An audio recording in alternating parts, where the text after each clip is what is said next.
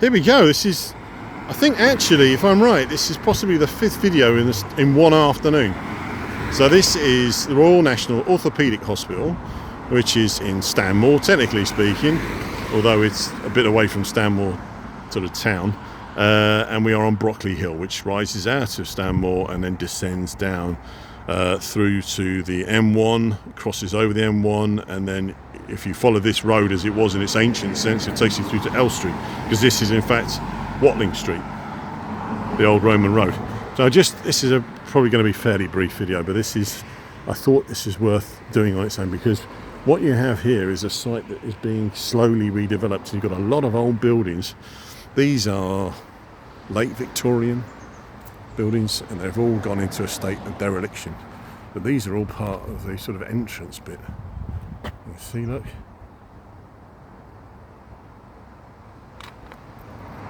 Do you fancy letting buildings like this get into that state of dereliction? You could have sold these off to the private sector. They could have done something with it. I mean, I'm not a great fan of the private sector, but you know. But here's the site itself, which is pretty huge. So where am I? Here. This is Brockley Hill, the A5, of course. So I'm about there. It just keeps going, and I'm not going to film all of that. But these are wonderful buildings. I don't think they are actually Victorian. Now I look at it, they're probably 1920s, but they're built to look old and established, to give you a feeling of security, I suppose. I mean, I don't know. Are they 20s? There could be 20s extensions of Victorian buildings. Lovely. But it's a nice day to film this, to be honest with you. But there's a lot of buildings like this on this site which are basically derelict, you know. But I mean, you know, really, doesn't it make your heart weep seeing like that being allowed to just fall to pieces? It's almost a crime, isn't it? Almost a crime. That's a part of a old gas lamp or something, or stink pipe, I don't know. See more. I mean, some people like this sort of thing. It's been let to fall to pieces, but it is a shame. Great waste. So yeah, this is walking through into the Royal National Orthopaedic Hospital. This has been here for donkey's years. And they, as I said, they're redeveloping it bit by bit. And it's just nice, really. I mean, to be honest with you, it's a nice place to come and just sit. Look, you've got benches. Obviously, because it's a hospital site, you need places that people can come out and sort of have a bit of peace and quiet and relaxation. And this is nice in itself, look.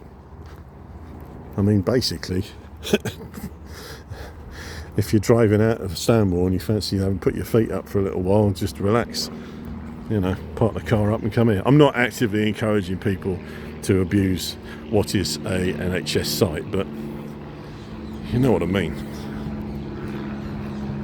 This is like Parkland, and I think, if I'm right, there was, you know, going back to the 19th century, there was almost certainly a big house on this site. That's an aeroplane flying over there on its way to L Street, or out of L Street. But there's various ages. You see this stuff here, this is what, 30s, 40s, and then you keep going, there's just more and more of it. It's all spread out. There's no master plan here. It's just a collection of buildings that were put up haphazardly over the years, and there's nothing wrong with that, really isn't. But of course the thing is, from a modern point of view, that's not so good. And I've read stories about National Orthopaedic Hospital where, you know, people talk about the fact that they had to move from one building to another, and it was a bit of a nightmare, because just the transiting of trolleys and beds and all the rest of it. I've just noticed a lovely bit of tile work on the metabolic bone unit. Look at this. I'm a big fan of this sort of stuff. So this is 50s. But look at this, look.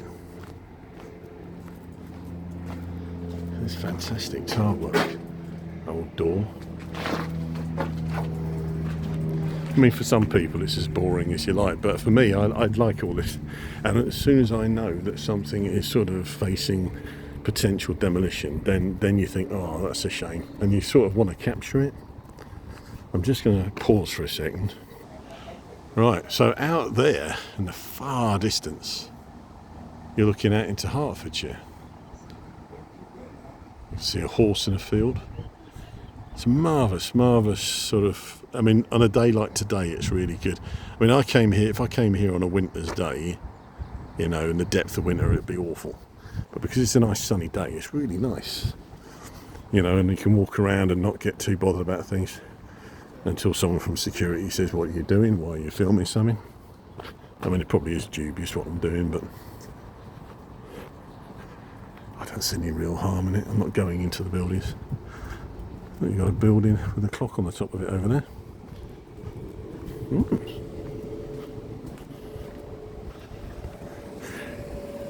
Places like this are almost like little villages. They're almost self-sufficient because they've got, you know, all the facilities are here and people are working on the site like 24/7. And it's an amazing part of the National Health Service, the Royal National Orthopaedic Hospital. I mean, I've had family members that have come here, and I'm sure that people watching this, you've probably had family members come here. But it's such a ramshackle selection of stuff, and it's all, look at this, metal frame windows, crystal style.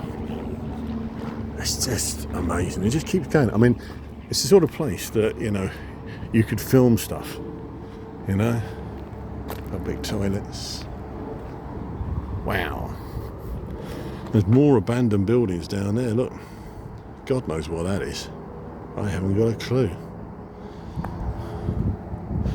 Stuff from the 70s over there in the distance, but a lot of abandoned, neglected looking buildings.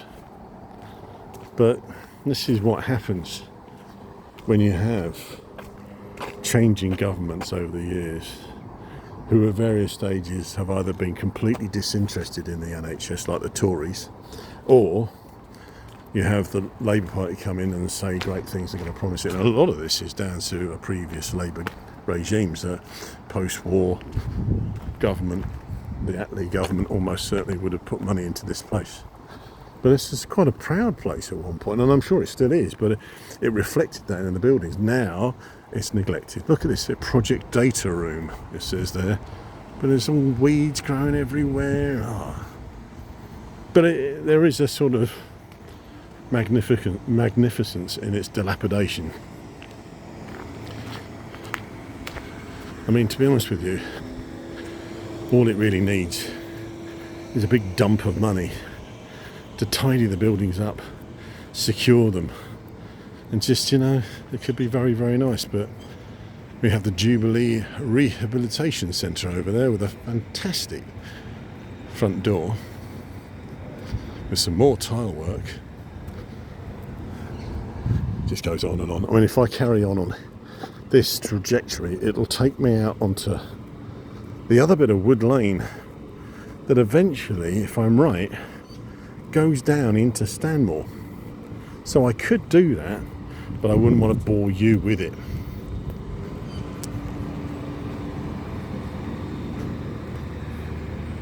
But I mean, these buildings are just incredible. They just put a building up, and that was its purpose, and then put another building up, and that had a purpose. No cohesion to it. And there you can see you've got running through the grounds is this, what is probably water pipes going from a boiler house. Whether or not they're still used, I don't know. But these lovely sort of mature Scots pines and oak trees. This is an oak tree here. I mean, it's like parkland, and probably what it was, you know, there probably was a sort of rather stately type of house, and this was the grounds. And then you have all these old trees which have survived. But it makes it very nice. I mean, there's a lot to be said for that. But here we got something, this is more the Royal National Orthopaedic Hospital as it is now and as it's going to be. This is the business end now, where it's the 21st century's arrived. So it gives you a fairly good idea of what's going to happen with all these buildings. They are just going to crumble, presumably, and then they're going to sell the land off for housing. I'd imagine that would probably be what it is, to raise some money, or I don't know. But it's an interesting time to film this, actually. I mean, it'll probably be like this next year and the year after for the next 10 years, but sometimes things happen much more quickly, and this really is a dramatic change. Very, very big change. I don't think I've seen this building before, so this has gone up quite recently. But it's an interesting place, very interesting place. And I just set off this afternoon, came out the Stanmore station, walked up Kerry Avenue, went into the Stanmore Country Park, then I found myself on Brockley Hill, and then I found myself here. So there's a lot to be said for rambling around. This is, as I say, the sort of thing that John Rogers does, where he just sets off with a rough target and then ends up sort of 50 miles away from where he lives, and he can't make it home and has to get the last train because it's got dark. Yeah, anyway. Right, so I think I am now going to head towards Wood Lane. Wood Lane will take me down into Stanmore, proper Stanmore, as opposed to the back end of Stanmore, sort of heading towards Edgware. I'm going to pause for a second. This is 11 minutes so far. Right, so that's some more of that building over there, and then I think that's the Aspire Centre over there, which is, I think there'll be a swimming pool in there. It's a big site, this. Now I'm heading towards where I think I might be able to get out, and I hope I will. If not, I'm going to have to walk back the same way I came. But, I can see a lovely bit of a tower, an old 1920s tower. That's worth carrying on for, isn't it? Let's just pause and pick up at that point. Blessed relief, I've got in the shade. It's so much nicer with a bit of a breeze. I'm quite high up here, you see. Brockley Hill is quite high up. Stanmore itself is quite high up out of London, and it is one of the high points. So I am catching a bit of the breeze, and when I can get a bit of shade from the trees, it's really quite nice. As soon as you get into the sun, it's too hot.